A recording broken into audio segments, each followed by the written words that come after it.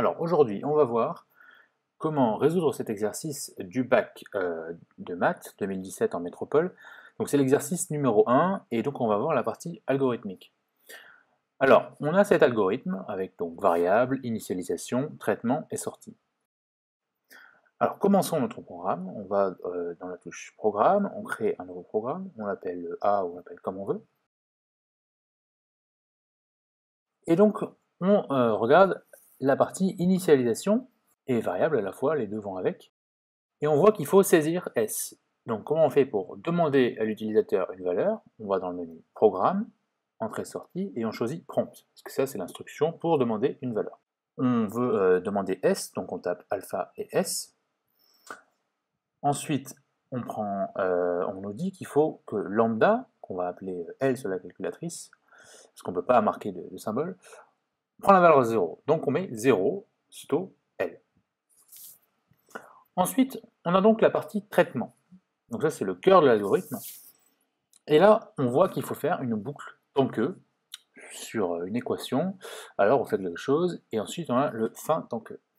Alors, cette équation-là, 1 moins lambda plus 1 sur l'exponentielle de lambda, on va la noter et on va la stocker dans la variable y1 de la calculatrice, donc la première équation, et on va la stocker donc sous forme de chaîne de caractères, parce que c'est comme ça que ça marche. Donc on ouvre les guillemets et on commence à marquer 1, moins, etc., etc.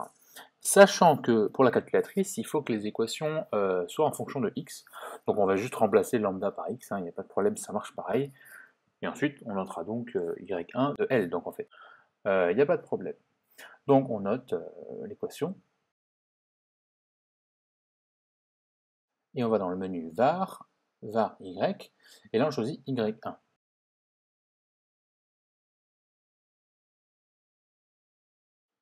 Donc la boucle en elle-même, donc c'est une boucle tant que, donc while en anglais, on la trouve dans le menu programme, et on descend jusqu'à, ou alors on appuie sur 5, jusqu'à while.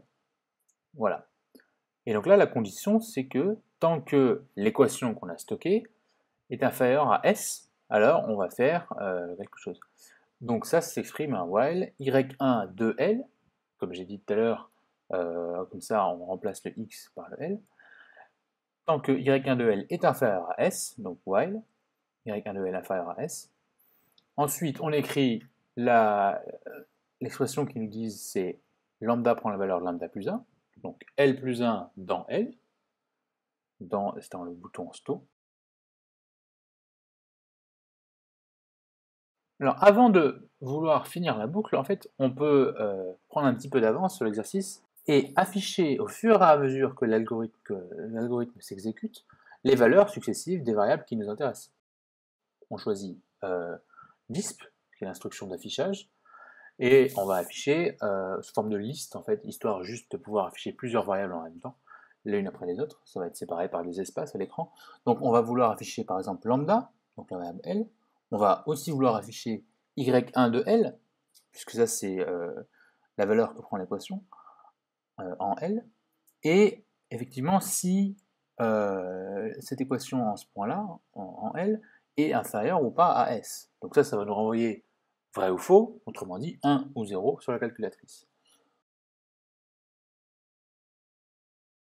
Ensuite, donc effectivement, on termine la boucle avec le fin tant que qui se note end, et ensuite on nous demande d'afficher lambda. Donc on marque soit disp L ou juste L, c'est pareil, lorsque c'est en fin de programme. Ensuite on peut quitter et exécuter le programme. Programme, choisi et entrée.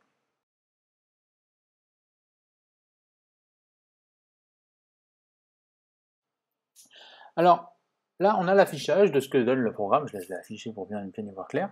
En premier, on a rentré la valeur 0,8, parce que ça, c'est pour demander la valeur. Et là, on a 3 lignes, avec 1, 2, 3, 0,26, etc., etc., qui correspondent aux 10 qu'on a mis tout à l'heure, pour bien afficher le contenu des variables qui nous intéressent. Et on s'aperçoit donc que l'algorithme s'est arrêté pour la valeur lambda égale 3, ce qui permet donc de répondre à la question de l'exercice.